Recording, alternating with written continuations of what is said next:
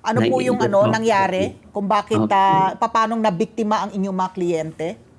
This case po kasi, Ms. Ali, ay nagsimula po tulad po ng ibang nangyayari, no? Na nangyari ahead of this one. Ito po ay pagbebenta po ng securities. No? It involves bonds, kasama po dyan yung stocks and other investment contracts. Pag nagbebenta po kasi ng investment contract or bonds or isang security ang isang corporation, kailangan na po kasi ng secondary license po ito.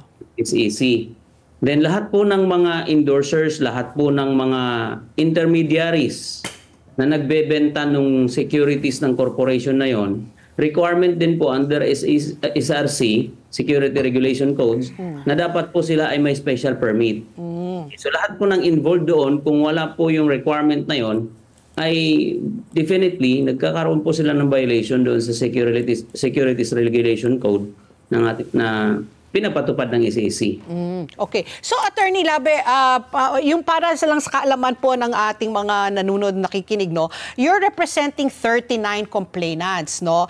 And base po sa linatag po namin, 90 million po ang, ito ba, sama-sama po yung 90 million po ng 39 na nagrereklamo, pero 1 billion po ang danyos ba ang hinahabol ninyo? Pwede ba pag-usapan po ito? Paano nyo po napagsama-sama yung 39 complainants?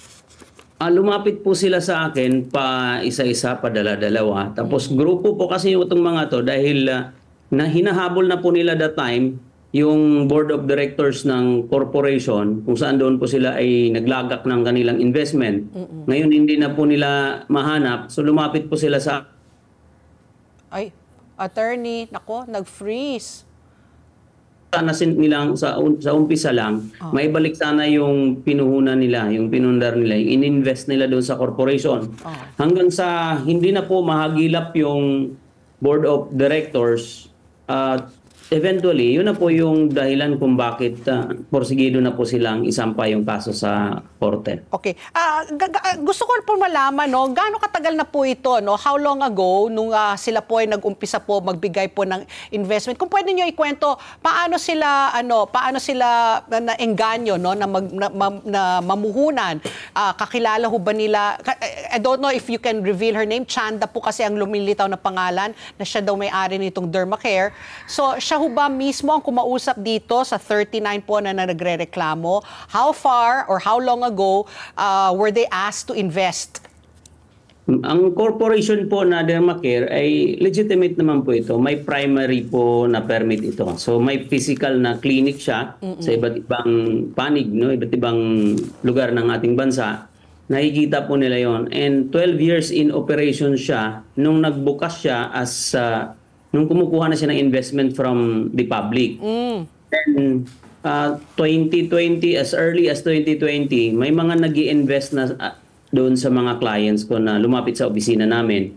Kaya po sila na-entice dahil maganda po yung scheme niya, maganda po yung return of investment rather, dahil umaabot po ng 12 to 15% per quarter. Bukod doon ay, yun po yung 12 to 15% per quarter ay sure na interest or sure na income po yun based doon sa capital outlay nila na ini-invest nila sa corporation. Bukod ba doon, binibigyan po sila ng 50% sa lahat po ng services at saka products ng mismong clinic. Discount.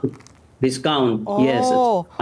Yung one kasawa po na punta doon, you know, kasi mahilig po tayong magpapaganda. Mahabol tayo sa mga ibang lahi dito sa Asia. So talaga po na-entice sila at lalo po silang na-entice dahil nga po nagsipaglabasan po itong mga endorser. Na sila din po mismo na nagsasabi, nagpapatunay na itong corporation na ito ay magandang mag-invest dito. Hindi po sila endorser sa produkto, kundi endorser sila doon sa pagbebenta nung mga investment contract. So, sila tinatamaan. Kasi mag-iba po yun, Ma'am Ali, no? Halimbawa po ako, nag-i-endorse po ako ng isang services or ng isang produkto. Wala po ako violation doon dahil produkto or services po yung ini-endorse ko.